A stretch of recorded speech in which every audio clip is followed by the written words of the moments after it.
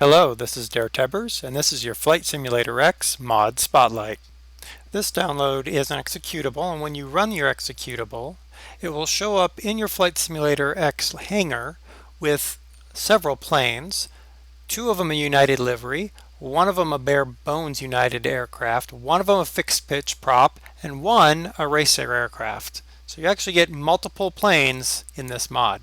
And welcome aboard Boeing 247 City of Renton. This is an aircraft that first flew February 8th, 1933. There she is. Twin-engine Boeing aircraft. It's actually the first aircraft produced with several features that we consider normal today. An all-metal semi-monocoque construction. We're beyond metal now that we're on the carbon fiber. Fully cantilevered wing, retractable landing gear, and it had some things that we consider necessities today, such as trim tab, autopilot, and de-icing boots. So relatively advanced aircraft for its time. However, she never... we're going to go ahead and start her up. I'm going to easy start her because we have I'll show you the virtual cockpit and the problems I have there in a minute. Several things came together that made it so that the 247 didn't take off, so to speak. So here we are in our wonderful virtual cockpit. Relatively simple. I mean, you're not going to expect a heck of a lot. So down here on in our engine quadrant, you can't use the mixture and propeller with the mouse. I mean, if you wiggle around enough, you can get it,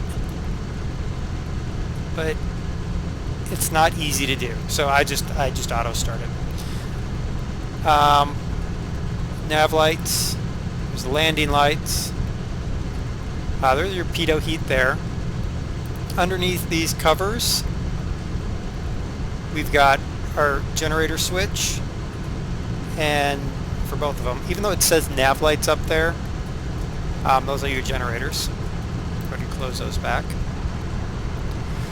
Very rudimentary cockpit, which is what you would expect. Now let's look at this autopilot. Here we go. The first autopilot ever. It takes some getting used to. I'll try to play with it a little bit. I've flown with it a couple times, but it takes some work. And then let's look at the communication deck. And I mean, there you go. That's a good old communication deck from the 30s. It takes a little bit of work to figure it out. It is equipped with the fancy new GPS, but we don't like that. We're going to keep this plane as retro as possible. So now you remember how to back out. Control B? Shift B. I know it's one of the two. It's Shift B. Okay. So we'll go ahead and get a pushback here. We'll just fly a short VFR flight. It's fun to have these older aircraft like this. I really enjoy. I mean, twin-engine aircraft as a whole are just more difficult to fly for me. Don't bother to come over here. Whatever. Stop. But, you know, something like this is a nice aircraft, and it's an important aircraft to the history of aviation. Just give it a little bit of throttle. Being a tail dragger, of course. Hit that. Being a tail dragger, we're a little bit nose high. Ooh, slow down. Let's see here. Need to look and see which side of the runway am I closer to. Well, I'm kind of in the middle, aren't I? Let's just go this way. Alright. Back in our cockpit. It's kind of neat to just be able to look out the window, see the... Moving? Not moving. No. Alright. Look out the window and see your props. when this aircraft was first produced, it had, I'm trying to remember, I believe it was Hornet engines that it originally had. Most of the aircraft at the time were flying Wasp engines. The Hornet engines, if they were called Hornet engines, I have to check. But they were more powerful, and a lot of pilots were hesitant to fly the 247 because it had a lot more power because of the bigger engine. But flap down. Flaps? Flaps. I would be needing flaps. 1930s needs flaps. So the drawback of the 247 for the airlines. Now Boeing sold. They built 75 of these. The drawback of the 247 for the airlines. So the 247 could only carry 10 passengers plus flight attendant. Come on. Wander off the taxi. There we go. And inside the cabin, the main wing spar actually runs through the middle of the cabin. You have to step over it. If you've ever flown in a Beech 1900D, they have the same sort of thing where you have to step over the spar. In fact, we put on the parking brake, and we're going to go to the passenger seat right. There we go. Let's see if we see inside. Kind of purple in here. There's the wing spar right there. Make sure you step over it. I mean, we got pretty simple seats, don't crash. But that's the wing spar. There's another one up a little bit farther. You had to actually step over them. It's not like you had a whole lot of headroom up here. So you had to remember to step over the wing spar, or you're going to trip. As I said, you see the same thing in the Beech 1900. Alright, so let's get on the runway. Get this plane in the air. Hello. Probably should listen to air traffic control, shouldn't I? Alright, how are we looking back there? Nothing.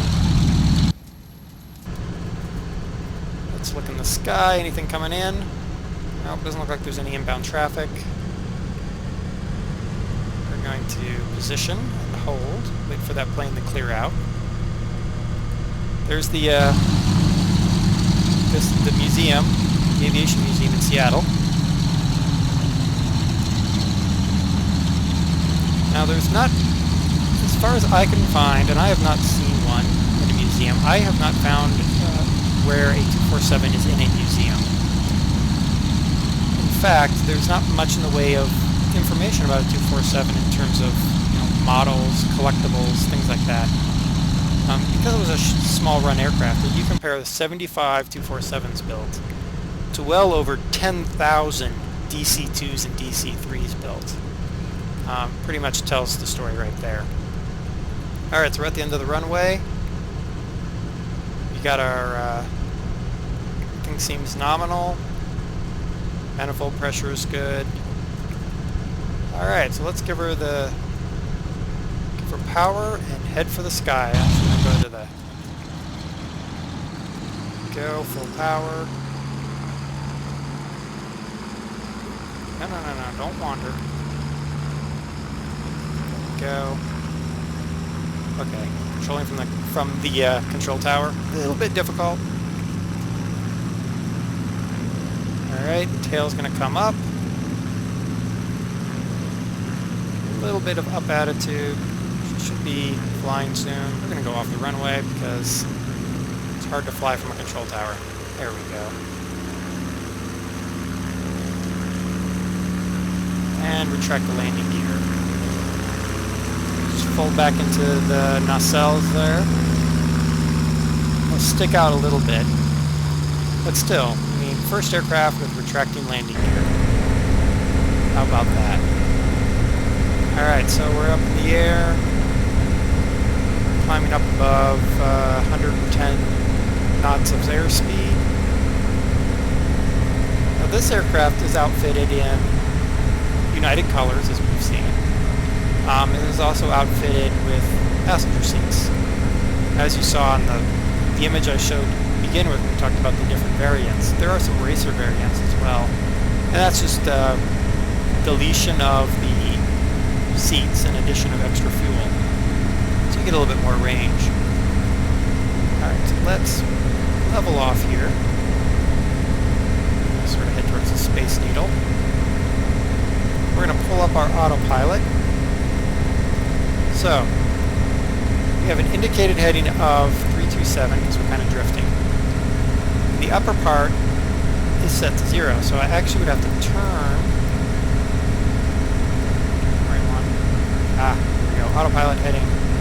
So turn you. Match them up. Now the pitch, I'm going to kind of leave. Let's see. Let's put the pitch plus, yes. It's a little bit of up attitude. So now I've set my pitch and I've set my heading. Now when I turn this master switch on, I can let go of my joystick, which I just did. And now the plane is going to fly itself. It's a rudimentary autopilot. You'd still need to use your VORs to make your flights. You could use a GPS if you wanted, but again, we're flying an old plane. Who has GPS? It's 1930s. No GPS. So we're making a good book. I still have the plane absolutely throttle forward. And I could pull it off a little bit. In fact, it probably will come off a little bit. Take our manifold pressure down to 33. And then take our prop down. Go about 2,000 RPMs. 200, thereabouts. You'll notice on our indicator we have a small up elevator position. That's fine. We're climbing at about 1,000 feet a minute, so in order to clean out that 1,000 feet a minute climb, I come to my pitch autopilot. I'm 6% up on my pitch, so I'll just start walking it down. You'll notice our climb rate will start coming down.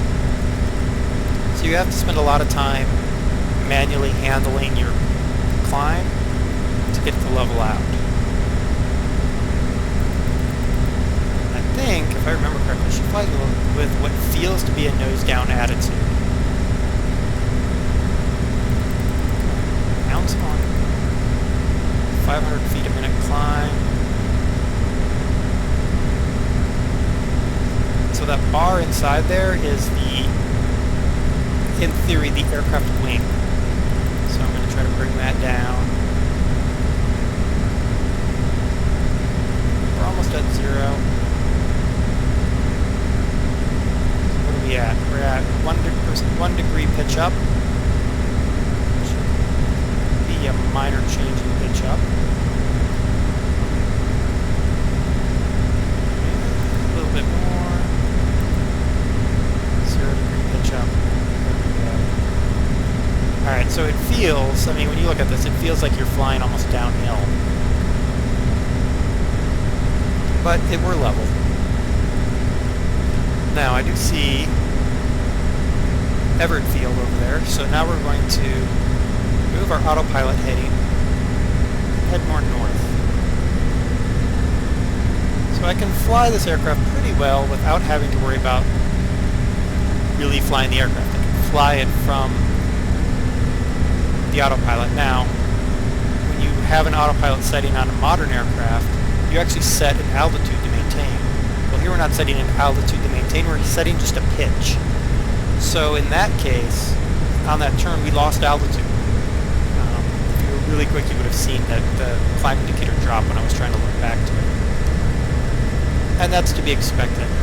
You would have this kind of issue with this kind of aircraft. All we're doing is setting pitch. So we're heading right now for Everett Field up there. So let's check out some of our, let's go see what the co-pilot sees. He's got this thing here. I don't know what that is actually. It doesn't actually do anything, but kind of cool. Looks like a little toy you can play with. Like break something though. We saw passenger seat right, passenger seat left. Nice view of the engine. Nice drapes. Look at that in modern planes. So there's another view of the spar running through the aircraft. Look at that, you can just go right up to the pilot up front. Can't do that anymore today. Alright, so it's very purple in this airplane. Virtual cockpit.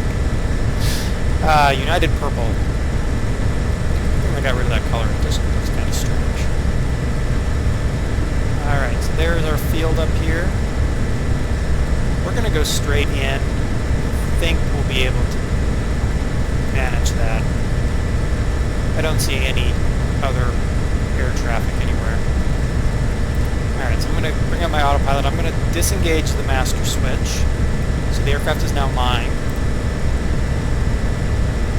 Of course, I could use my radio and call and tell them I'm coming in, but we're just going to do it because, well, we'll just break the rules. Why not, right? And so remember, we don't have flaps, so we have to land no flaps. Unlike some of the aircraft, there's no indication of what the stall speed is. We just have to sort of feel the speed of the aircraft. And I'm probably going to go for about 90 to 100 knots of landing speed. I'm also going to use the long runway they use for the 747s, just so that we're sure. So I'm going to push down a little bit, head in for landing. I'm just going to turn on my landing lights. There we go, landing lights on. Let's check out our landing lights. There they are, right there on the wings. Pretty looking plane. Doesn't look anything like the DC-3. You're so used to seeing a DC-3, but interesting cockpit, how it doesn't sweep back, instead it sweeps forward. Kind of a mark of the 247. Alright, so let's get back in the cockpit. Where's our runway?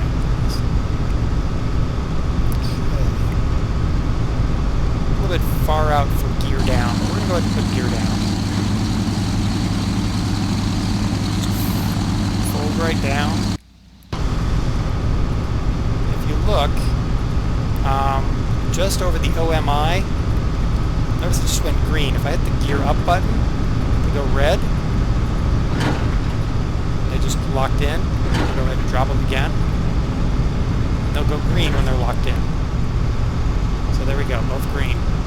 So the tail doesn't actually, the tail wheel doesn't go in or out. That's okay. Alright. Yep, kind of overshot that runway, that's alright. So maybe for the 747 runway because, well, it's really long. Alright. Get back on pattern here. So airspeed. Okay, let's props up, props are all the way up. Pay attention. Okay.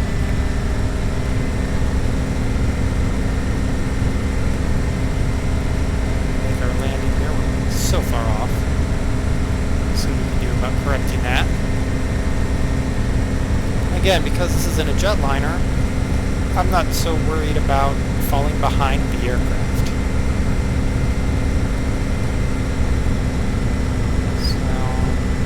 And I can also use the aerial that's coming down off the tail. I can use that sort of to help line up the center of my aircraft.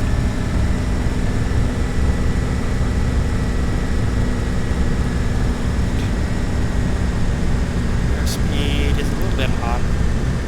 Fix that. We don't have brakes. We don't have air brakes. So this is really, you know, real seat-of-the-pants flying. And this doesn't even have the amount of controllability of a Cessna. Yet this used to carry 10 passengers. If you flew United back in the 30s, you flew in one of these. And look at these gauges. I mean, we're talking rudimentary equipment. We're going to end up with a buffalo landing here. Chop throttle. Really don't want to have to do a go-around. So we're going to force it in anyway. What's the worst that can happen? We end up in the Puget Sound. That's okay. You know, they just fish it out. Alright, we way too much airspeed. Oh, let's kind of feather some of that off there. She floats. Alright. Come on. I've got it completely, the throttle's completely chopped and it just doesn't want it. There we go. Nope. We're going to do a little bit of hopping here. There we go. Now Now you don't want to slam on the brakes with the tail dragger, or you're going to nose plant. So we're just going to let the aircraft natively come down. The tail wheel's going to hit. There we go. Now we can start pulsing the brakes to bring it to a stop. And stop. Stop. Stop. Stop. Stop. Stopped. Yay, we made it. Okay. So we're going to set our parking brake. And because we're the big dog on campus today, we're just going to go ahead and chop our props. Shut down right here on the runway. Because we're cool like that. Alright. So I'll go ahead and open up the main exit again. So this is one of the Boeing 247s you can fly. This is the city of Renton. The download also comes with the city of Oakland and 3 racers that have the passenger equipment deleted and extra fuel tanks. It's a fun aircraft. It does challenge you a little bit in that you don't have flaps, you don't have speed brakes, your controls are extremely rudimentary, but it's a fun piece of old airliner, and I think it's really cool. So until next time, this has been DerTebbers with your Flight Simulator X Mod Spotlight.